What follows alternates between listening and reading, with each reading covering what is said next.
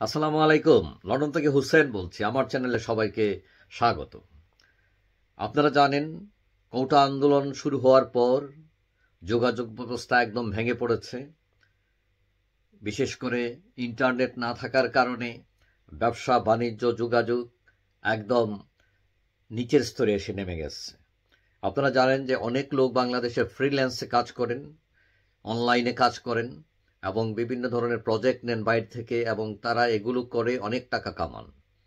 কিন্তু এই ফ্রিল্যান্সরা পড়েছেন বিপাকে, কারণ তারা ইন্টারনেট না থাকার কারণে প্রজেক্ট জমা দিতে পারছেন না এবং তারা টাকা তুলতে পারছেন না, এবং এই দেশের সুনাম নষ্ট হচ্ছে। এবং এই ফ্রিল্যান্সরা যে কাজ করে কোটি কোটি টাকা আয় করেন, বাংলাদেশে আসে এই টাকাগুলো, এগুলো ভবিষ্যতে এটার উপর একটা এফেক্ট পড়তে পারে। তারপরে দেশে যে এটিএম আছে, এটিএমে অনেকে টাকা তুলতে পারছেন না।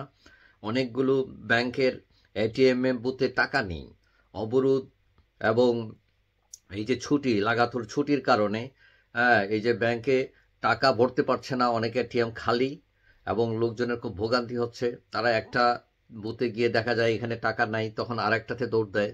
তো এরকম দৌড়ানোর পর হয়তো তারা একটাতে পায়, এবং অনেকে আছে যে তার হয়তো ওই ব্যাংকের টাকা নেই ওই বুথে, তো অন্য বুথ ইউজ করে সে আবার তার এক্সট্রা টাকা তার খরচ হচ্ছে। তো এটা একটা বিড়ম্বনা হচ্ছে। তারপরে যারা নগদ এবং বিকাশে টাকা পাঠানোর যে একটা ব্যাপার থাকে, ওইটা তো সমস্যা আছে ইন্টারনেট না থাকার কারণে। এবং অনেক লোকের কাছে ক্যাশ না থাকায় অনেকে ধার দেনা করেও জীবনযাপন করছেন। এইদিকে আপনারা জানেন, বাংলাদেশের প্রায় 1.5 কোটি লোক প্রবাসে বসবাস করেন।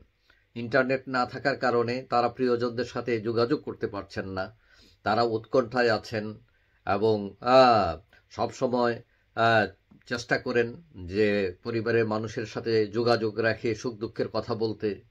যেমন আমাকে গতকালও 2 জন মধ্যপ্রাচ্য থেকে ফোন করে বলেছেন। একজন বলছেন তিনি তার বাচ্চা কাচ্চার খোঁজ খবর নিতে পারছেন না, তিনি উৎকণ্ঠায় আছেন।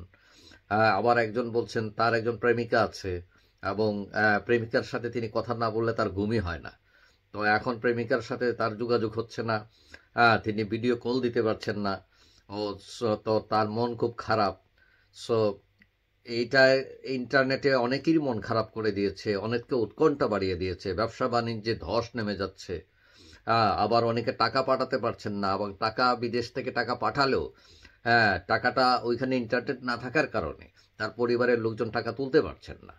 সো বিভিন্ন ধরনের সমস্যা দেখা দিয়েছে। এখন সবারই একটা প্রশ্ন যে ইন্টারনেট আসবে কখন।